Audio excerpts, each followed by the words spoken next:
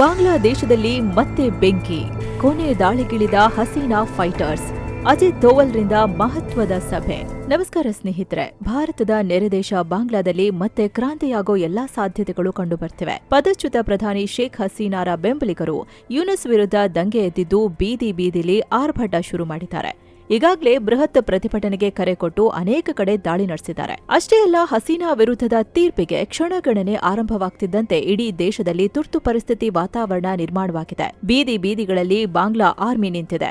ಹಸೀನಾ ಕೂಡ ತಾವು ಮತ್ತೆ ಬಾಂಗ್ಲಾಗೆ ಬರ್ತೀನಿ ಅಂದಿದ್ದು, ಈ ಎಲ್ಲದರ ಮಧ್ಯೆ ಮತ್ತೊಂದು ಸ್ಫೋಟಕ ಬೆಳವಣಿಗೆ ಆಗ್ತಿದೆ. ಆಶ್ಚರ್ಯ ಅನ್ನೋ ಹಾಗೆ ಭಾರತದ ರಾಷ್ಟ್ರೀಯ ಭದ್ರತಾ ಸಲಹೆಗಾರ ಅಜಿತ್ ದೋವಲ್ ಹಾಗೂ ಬಾಂಗ್ಲಾ ಎನ್ಎಸ್ಎ ಜೊತೆಗೆ ಸಭೆ ನಡೆಸೋಕೆ ಮುಂದಾಗಿದ್ದಾರೆ. ಶೀಘ್ರದಲ್ಲೇ ಇವರ ಮಧ್ಯೆ ಮಾತುಕತೆ ಆಗಲಿದ್ದು, ಬಾಂಗ್ಲಾ ಭಾರತ ಸಂಬಂಧಕ್ಕೆ ಹೊಸ ಟ್ವಿಸ್ಟ್ ಸಿಗೋ ಲಕ್ಷಣ ಕಾಣಿಸ್ತಿದೆ. ಭಾರತದಲ್ಲಿ ಕೂತು ಹಸೀನಾ ಕ್ರಾಂತಿಕಾರಿ ಭಾಷಣ ಮಾಡಿದ ಬೆನ್ನಲ್ಲೇ ಬಾಂಗ್ಲಾಗೆ ಪದೇ ಪಾಕ್ ಸೇನೆ ಭೇಟಿ ಕೊಡ್ತಿರೋ ಹೊತ್ತಲ್ಲೇ ಈ ಡೆವಲಪ್ಮೆಂಟ್ಸ್ ಆಗ್ತಿವೆ. ಈ ಕುರಿತು ಸಂಪೂರ್ಣವಾಗಿ ಈ ವಿಡಿಯೋದಲ್ಲಿ ನೋಡೋಣ.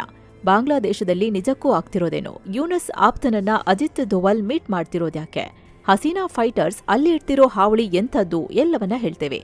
ಕಡೆ ತನಕ ಮಿಸ್ ಮಾಡದೆ ನೋಡಿ. ಆದ್ರೆ ಅದಕ್ಕೂ ಮುಂಚೆ ನೀವು ಕೂಡ ಮೆಂಬರ್ ಓನ್ಲಿ ವಿಡಿಯೋ ಮತ್ತು ಮೆಂಬರ್ ಓನ್ಲಿ ಕಂಟೆಂಟ್ ನೋಡೋಕೆ ಬಸ್ ಮಗ ಪ್ರೀಮಿಯಂ ಮೆಂಬರ್ಶಿಪ್ಗೆ ಜಾಯ್ನ್ ಆಗ್ಬೋದು. ವಿಡಿಯೋ ಕೆಳಗಿರೋ ಜಾಯ್ನ್ ಆಪ್ಷನ್ ಮೂಲಕ. ಬನ್ನಿ ಈಗ ಶುರು ಮಾಡೋಣ. ಯೂನುಸ್ ರಾಜೀನಾಮೆ ಬೇಕು, ಬೀದಿಗೆ ಧುಮುಕಿದ ಹಸೀನಾ ಫೈಟರ್ಸ್. ಹೌದು ಸ್ನೇಹಿತರೆ, ಬಾಂಗ್ಲಾದ ಒಳಗೆ ಈಗ ಬಿಸಿ ಏರ್ತಾ ಇದೆ.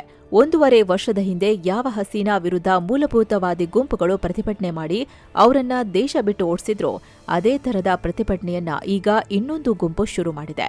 ಮತ ಅಂತ ಯೂನುಸ್ನನ್ನ ಕೆಳಗಿಳಿಸ್ತೀವಿ, ನಮ್ಮ ನಾಯಕಿಯನ್ನ ಪುನಃ ಅಧಿಕಾರಕ್ಕೆ ತರ್ತೀವಿ ಅಂತ ಹಸೀನಾ ಬೆಂಬಲಿಗರು ಶಪಥ ಮಾಡಿದ್ದಾರೆ.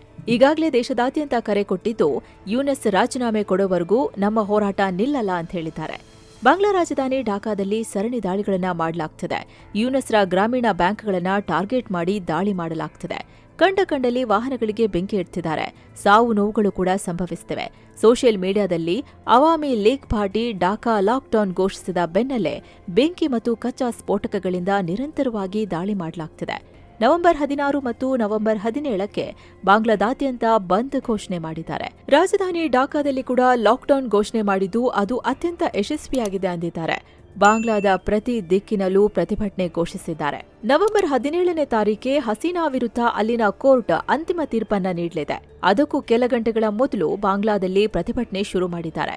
ಹಾಗ್ ನೋಡಿದ್ರೆ ಇಂಥದೊಂದು ಪ್ರೊಟೆಸ್ಟ್ ನಡೀಬಹುದು ಅಂತ ಯೂನುಸ್ ಊಹೆ ಕೂಡ ಮಾಡಿರಲಿಲ್ಲ. ಹಸೀನಾ ಪಾರ್ಟಿಯನ್ನ ಬ್ಯಾನ್ ಮಾಡಿದ್ಮೇಲೆ ಆ ಪಕ್ಷದ ನಾಯಕರನ್ನ ಕೂಡ ಬಂಧನ ಮಾಡಲಾಗಿತ್ತು. ಹಾಗೆ ಸಾಕಷ್ಟು ಜನರನ್ನ ಹತ್ಯೆ ಮಾಡಲಾಗಿತ್ತು. ಹೀಗಾಗಿ ಮತ್ತೆ ಇವರು ಶಕ್ತಿ ವೃದ್ಧಿಸಿಕೊಳ್ಳಲ್ಲ ಅಂತ ಯೂನುಸ್ ಮತ್ತವರ ಗ್ಯಾಂಗ್ ಭಾವಿಸಿತ್ತು. ಆದ್ರೆ ಒಳಗೊಳಗೆ ಆಟ ಕಟ್ಟಿರೋ ಹಸೀನಾ ಪಕ್ಷದವರು ಒಟ್ಟಿಗೆ ಮುಗಿಬಿದ್ದಿದ್ದಾರೆ. ಮಾಹಿತಿ ಪ್ರಕಾರ ಇವರೆಲ್ಲ ಕಳೆದ 1 ವರ್ಷದಿಂದ ಸೋಷಿಯಲ್ ಮೀಡಿಯಾ ಮತ್ತು ಎನ್ಕ್ರಿಪ್ಟೆಡ್ ಆಪ್ಗಳ ಮೂಲಕ ಸ್ಟ್ರಾಟಜಿಕ್ ಕ್ಯಾಂಪೇನ್ ಶುರು ಮಾಡಿದ್ರು ಎನ್ನಲಾಗ್ತಿದೆ. ಇಂತಹ ಪ್ಲಾಟ್ಫಾರ್ಮ್ಗಳನ್ನ ಬಳಸಿ ತಮ್ಮ ಕಾರ್ಯಕರ್ತರನ್ನ ಕನೆಕ್ಟ್ ಮಾಡಿದ್ರು.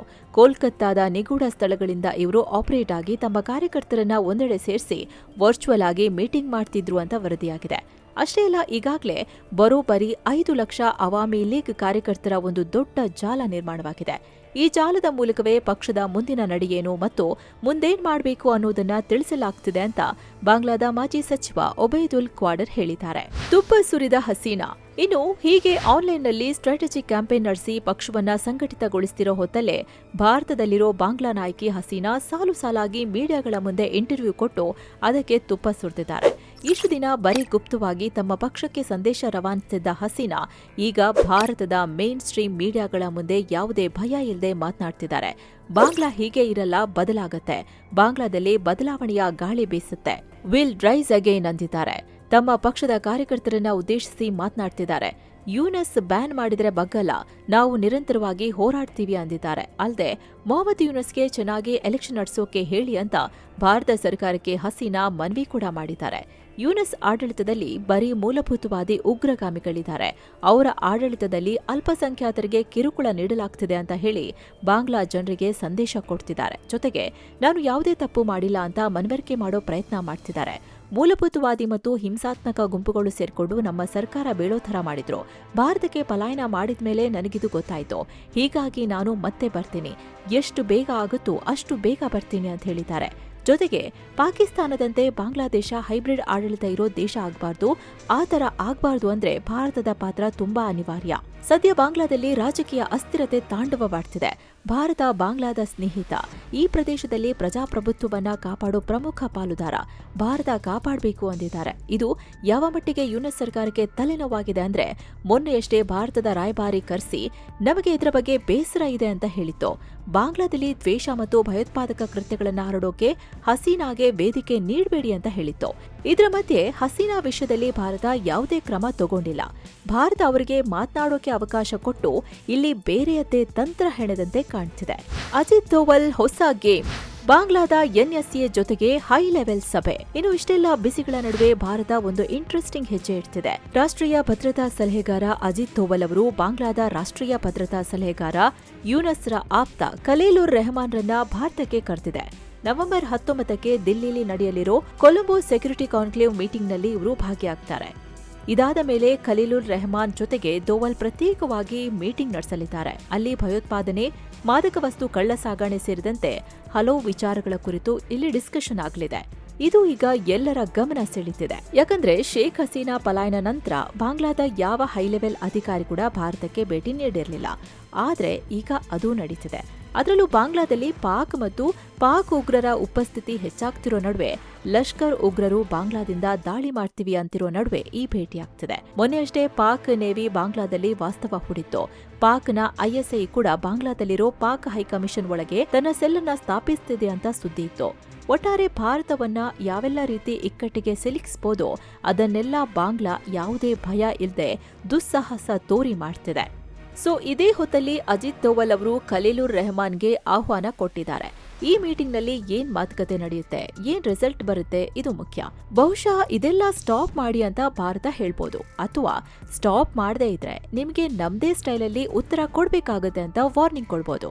ಅಲ್ಲಿ ಏನಾಗುತ್ತೆ ಅಂತ ಕಾದ್ ನೋಡ್ಬೇಕು. ಆದ್ರೆ ಈ ಭೇಟಿಯಲ್ಲಿ ಏನಾದ್ರೂ ಬಾಂಗ್ಲಾ ಬಗ್ಗದೇ ಇದ್ರೆ ಭಾರತ ಅಂತಿಮ ಹೆಜ್ಜೆ ಇಡೋ ಸಾಧ್ಯತೆ ಅಂತೂ ನಿಶ್ಚಳವಾಗಿದೆ. ಭಾರತದ ಸಾಫ್ಟ್ ಪವರ್, ಹಾರ್ಡ್ ಪವರ್ ಎಲ್ಲವನ್ನ ಬಾಂಗ್ಲಾಗೆ ತೋರಿಸಬೇಕಾಗಿ ಬರ್ಬೋದು. ಯಾಕಂದ್ರೆ ಬಾಂಗ್ಲಾವನ್ನ ಯಾವುದೇ ಕಾರಣಕ್ಕೂ ಭಾರತ ನಿರ್ಲಕ್ಷ್ಯ ಮಾಡೋ ಹಾಗಿಲ್ಲ. ಅದೂ ಅಲ್ಲದೆ ಈಗ ಪಾಕ್ ಕೂಡ ಬಾಂಗ್ಲಾದಲ್ಲಿ ನೆಲೆ ಕಂಡುಕೊಳ್ತಿದೆ. ಸೊ ಭಾರತದ ಭದ್ರತೆ ವಿಷಯದಲ್ಲಿ ಇದು ಅತ್ಯಂತ ಕ್ರೂಷಿಯಲ್ ವಿಚಾರ. ಹೀಗಾಗಿ ಈ ಭೇಟಿಯಲ್ಲಿ ಭಾರತ ಒಂದು ಸ್ಪಷ್ಟ ನಿರ್ಧಾರಕ್ಕೆ ಬರಬಹುದು ಎನ್ನಲಾಗ್ತಿದೆ. ಇದೆಲ್ಲದರ ಮಧ್ಯೆ ಬಾಂಗ್ಲಾದಲ್ಲಿ ಅಂತರ್ಯುದ್ಧದ ಭೀತಿ ಕೂಡ ಹೆಚ್ಚಾಗ್ತಿದೆ. ಯಾಕಂದ್ರೆ ಒಂದ್ ಕಡೆ ಹಸೀನಾ ಬೆಂಬಲಿಗರು ಫೈಟ್ ಮಾಡ್ತಿದ್ದಾರೆ, ಇತ್ತ ಬಾಂಗ್ಲಾದಲ್ಲೂ ಅಹಮದಿಯರನ್ನ ವಿರೋಧಿಸಿ ರ್ಯಾಲಿ ನಡೆಸಲಾಗಿದೆ. ನೀವು ನಮ್ಮವರಲ್ಲ ಅಂತ ಮೂಲಭೂತವಾದಿಗಳು ದೊಡ್ಡ ಪ್ರತಿಭಟನೆ ಮಾಡಿದ್ದಾರೆ.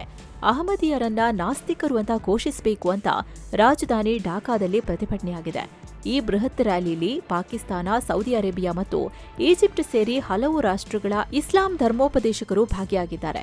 ನಿಮ್ಮ ನಂಬಿಕೆಗಳು ಒಂದೇ ಅಲ್ಲ, ಇಬ್ಬರಿಗೂ ಅಜಗಜಾಂತರ ವ್ಯತ್ಯಾಸವಿದೆ, ನಾವೇ ಬೇರೆ ನೀವೇ ಬೇರೆ ಅಂತ ಹೇಳಿಕೆಗಳನ್ನ ಕೊಟ್ಟಿದ್ದಾರೆ. ಇದೇ ವೇಳೆ ಧರ್ಮಗುರುಗಳು ಪಾಕ್ನಲ್ಲಿರೋ ತರ ಧರ್ಮನಿಂದನೆ ಕಾನೂನು ಜಾರಿಗೆ ತರುವಂತೆ ಯುಎಸ್ ಸರ್ಕಾರಕ್ಕೆ ಒತ್ತಾಯ ಮಾಡಿದ್ದಾರೆ. ಪಾಕ್ನ ನ್ಯಾಷನಲ್ ಅಸೆಂಬ್ಲಿ ಸದಸ್ಯ ಮತ್ತು ಜಮಿಯತ್ ಉಲೇಮಾ ಈ ಇಸ್ಲಾಂ ಪಕ್ಷದ ಮುಖ್ಯಸ್ಥ ಮೌಲಾನಾ ಫಜ್ಲುರ್ ರೆಹಮಾನ್, ಅಹ್ಲೆ ಸುನ್ನತ್ ವಾಲ್ ಜಮಾತ್ನ ಹಿರಿಯ ಲೀಡರ್ ಮೌಲಾನಾ ಔರಂಗಜೇಬ್ ಫಾರೂಕಿ ಈವೆಂಟ್ನಲ್ಲಿ ಭಾಗಿಯಾಗಿ ಈ ಆಗ್ರಹ ಮಾಡಿದ್ದಾರೆ. ನಾವು ನಮ್ಮ ಪ್ರವಾದಿಯವರನ್ನ ಗೌರವಿಸೋಕೆ ಪಾಕ್ನಲ್ಲಿ ರಕ್ತ ಸುರಿಸಿದ್ದೀವಿ, ಅಗತ್ಯ ಬಿದ್ರೆ ಮತ್ತೆ ರಕ್ತ ಕೊಡ್ತೀವಿ. ಅಹಮದಿಯರು ಕಾಫಿರರು, ನೀವು ನಮ್ಮ ಪ್ರವಾದಿಗಳ ಗೌರವವನ್ನ ಎತ್ತಿ ಹಿಡಿಬೇಕು ಅಂದಿದ್ದಾರೆ. ಇದೇ ವೇಳೆ ಕಾಬೂಲ್ನಿಂದ ಬಾಂಗ್ಲಾದೇಶದವರೆಗೆ ನಾವು ಗೆಲ್ತೇವೆ ಅಂತ ಘೋಷಣೆ ಮಾಡಿದ್ದಾರೆ. ಸೊ ಇದೆಲ್ಲ ಲಿಬರಲ್ ಮುಸ್ಲಿಮರನ್ನ ಅಲ್ಲಿ ಕೆರಳು ತರ ಮಾಡ್ತಿದೆ. ಅದರಲ್ಲೂ ಹಸೀನಾ ಬೆಂಬಲಿಗರಿಗೆ ಇದು ಇಷ್ಟ ಇಲ್ಲ. ಬೆಂಗಾಲಿ ಸಂಸ್ಕೃತಿಯನ್ನ ಮರೆಮಾಚೋಕೆ ಪಾಕಿಸ್ತಾನ ಈ ತರ ಆಟ ಆಡ್ತಿದೆ ಅಂತ ಒಂದು ವರ್ಗಕ್ಕೆ ಸ್ಟ್ರಾಂಗ್ ಒಪಿನಿಯನ್ ಇದೆ. ಇದರ ಮಧ್ಯೆ ಬಾಂಗ್ಲಾದಲ್ಲಿ ಬಿಸಿ ಏರ್ತಿರೋದು ದಕ್ಷಿಣ ಏಷ್ಯಾದಲ್ಲಿ ಮತ್ತೊಂದು ಕ್ರಾಂತಿಯ ಲಕ್ಷಣ ತೋರಿಸ್ತಿದೆ.